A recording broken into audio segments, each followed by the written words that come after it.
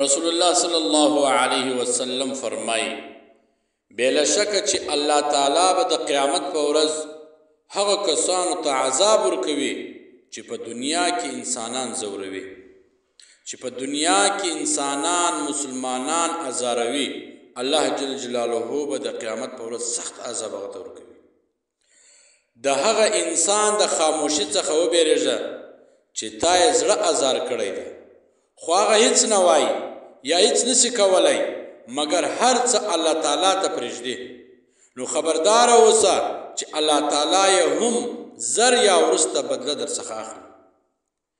رسول الله صلی الله علیه وسلم فرمایي د قیامت په ورځ به تر ټولو سخت عذاب د هغه چا وي څوک چې په دنیا کې نورو ته درد او تکلیف ورکوي، که هغه په ژبه سره وي، که هغه په لاس سره وي، که هغه په هره طریقه سره وي.